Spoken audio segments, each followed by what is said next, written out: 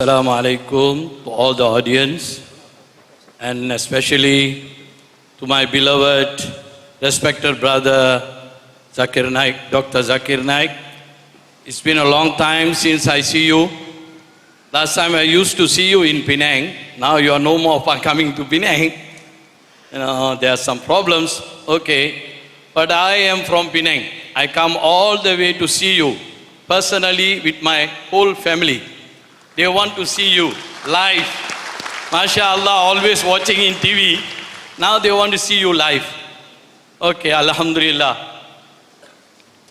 My question is, MashaAllah, the subject today is Islam is a solution for humanity, but it is very unpleasant that we are seeing in this world today what is happening in Syria, Muslims killing Muslims.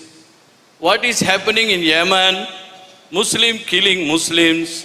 What is happening in they're like Myanmar? Yes, we agree. Rohingyans, they have been killed mercilessly. We agree. But there is a solution now. What are we Muslims are supposed to do? What is going on in Yemen? What is going on in Syria? These helpless men, women and children being killed, murdered. What are we Muslims supposed to do? All over the world, we Muslims, what we are doing? So, please give a solution that what we are supposed to do, we Muslims. Apart from we making dua, tahajjud, we begging to Allah, and after that as human beings, what are we supposed to do? Please, my dear brother, give a solution. The brother asked a very important question, a very relevant question, that today we find that in many of the Muslim countries, we find that there are wars and Muslims are being killed, whether it be Yemen, whether it be Syria, whether it be Rohingya, whether it be Afghanistan, whether it be Iraq, and most of these countries are Muslim countries. What is the solution besides doing dua? Number one, first we have to find out that what is the cause of most of these killings, whether it be in Afghanistan, whether it be in Iraq, whether it be in Rohingya Burma, whether lately it be in Syria or Yemen. What is the cause? The major cause is, again, the solution is given in the Quran.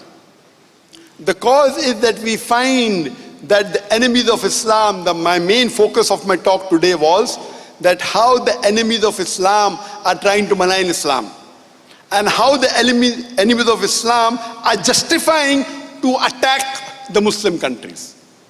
I'll give you one simple example. You know that more than a decade earlier, USA said that Iraq has the weapons of mass destruction. And CIA, which is supposed to be one of the most best organization of intelligence, they said that we have got proof that Iraq has got weapons of mass destruction. Not that I'm a fan of Saddam Hussein. I know that he may not be a very good practicing Muslim. But what right does USA have to interfere with Iraq? They, together with UK and the other Western countries, attacked Iraq, saying that they had weapons of mass destruction. Last year, according to the report by Human Rights Organization, they said it was a fabricated report. So much so that Tony Blair, the previous Prime Minister of UK, came out in public when he was no longer the Prime Minister. He said, "It is the biggest mistake of my life, I'm sorry." You know how many people were killed? More than 500,000 Iraqis and Muslims were killed because of this fabricated report. And what is the reply? Sorry. What are we Muslims doing? When the non-Muslims enemy attack Muslim countries, we Muslims are sitting on our backside doing nothing. And I think it was yesterday, the previous president of USA, W. Bush. At the age of 94, he expired. He was one of the cause for the start of the 9/11. Then followed by attack on Iraq by the next presidents of USA. What was the main purpose? Was to get hold of the oil of Iraq. They fabricate a thing and it was shown that they paid $540 million. USA paid $540 million to create a fabricated video to prove that Iraq had weapons of mass destruction. $540 million to make a video. We Muslims, what is the fault of the Muslims? We are not united. In Afghanistan, when Afghanistan had a war with Russia, Soviet Union, which was enemy of USA, the USA takes help of the Muslim country along with Afghanistan to take out Russia. Hillary Clinton said in a video that they spent $8 billion in supporting the Afghanistan and creating Taliban to fight the Russians. They create and then say that they are terrorists. Who is the bigger terrorist? The person who does the act or one who creates? The person who makes the person a terrorist. Who's the bigger terrorist? What are we doing? Nothing. They send clusters bomb in the country which is one of the weakest countries in the world, Afghanistan. They send cluster bomb. The bomb goes down and then it disintegrates into various bombs, killing thousands, tens of thousands of Afghani. What did the Muslims do? Nothing. The problem is that we Muslims are united. All these, what you find, all the war zone, when the Muslims are being killed, who is supporting the killing of the Muslims? Non-Muslims. Who's the one who engineered most of the places? You will find it's a fabricated things created by the enemies of Islam to attack the Muslim country, whether it be for oil, whether it be for money, whether it be for power, whether to attack or destroy the enemies. So previously the biggest enemy of the USA before 9/11 was communism, was Russia. So they joined hands with the Muslim countries to take out Russia. The solution to this problem is given in the glorious Quran, in Surah Imran, chapter number 3, verse number 103, where Allah says, وَاعْتَصِمُوا بِحَبْلِ اللَّهِ جَمِيعًا وَلَا تَفَرَّقُوا. Hold to the rope of Allah strongly and be not divided. The rope of Allah is the glorious Quran and the authentic hadith of Muhammad sallallahu alaihi wasallam. If we Muslims hold strongly to the rope of Allah and the authentic sayings of Muhammad sallallahu alaihi wasallam, we will be on top of the world. If you read the history, before the Quran was revealed, the Arabs were looked down upon. It was called as Yawmil Jahiliyyah, the days of ignorance. After the Quran was revealed, the Arabs became on top of the world. If you read the seerah of Muhammad sallallahu alaihi wasallam and the Khulafa Rashidin, and after that, Muslims were on top of the world. We rule half the world. And people welcomed us.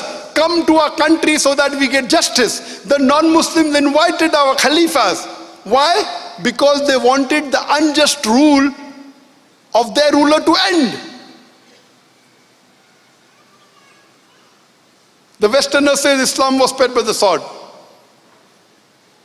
Delese O'Leary gives the reply in his book on page number 8, Islam at the Crossroad, that people who, Delese O'Leary said that history makes it clear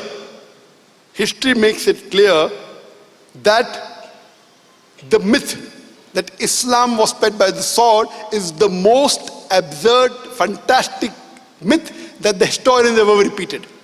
It's a myth. At that time, the Muslims were united on the base of Quran and Sunnah.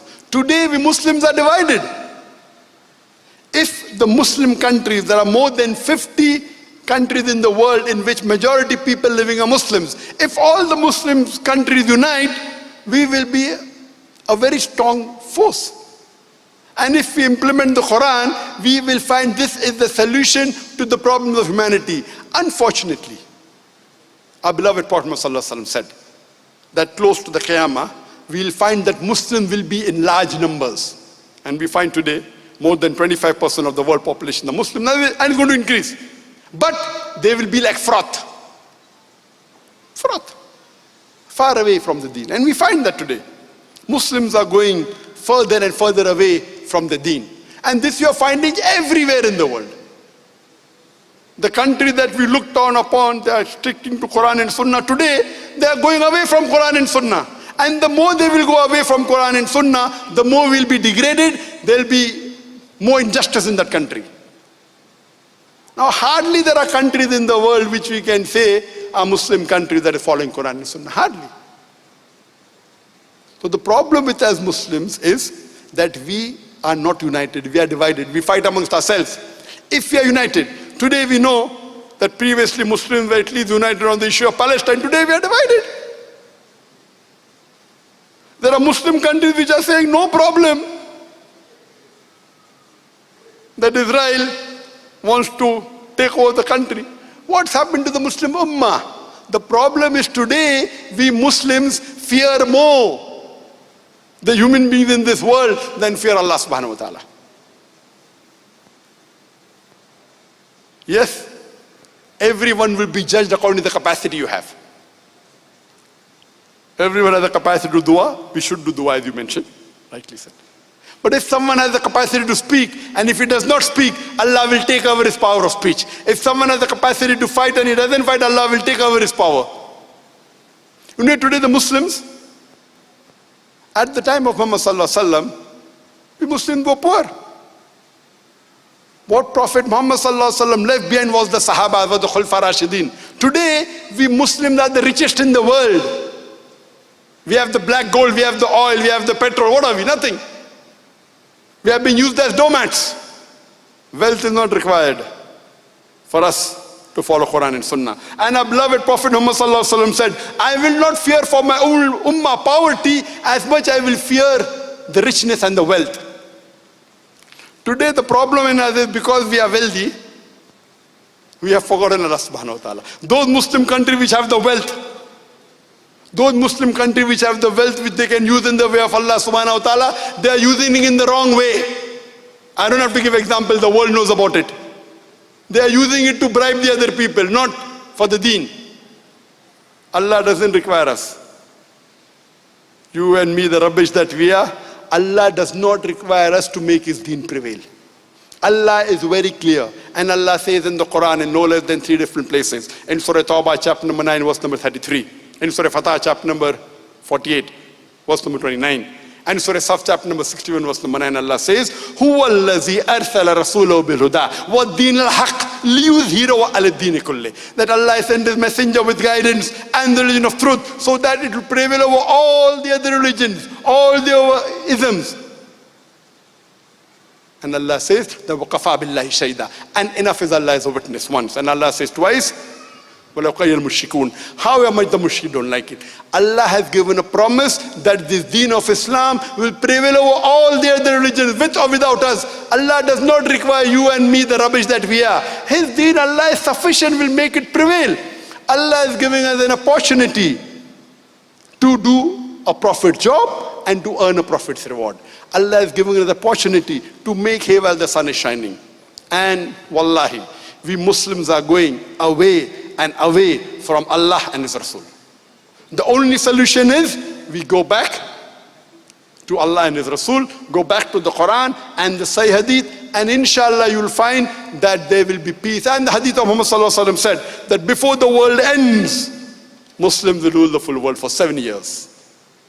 And that would be the best years.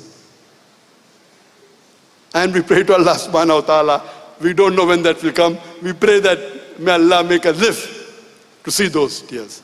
So the solution is the Muslims should be united on the basis of Quran and the Sahih Hadith. Hope that answers the question.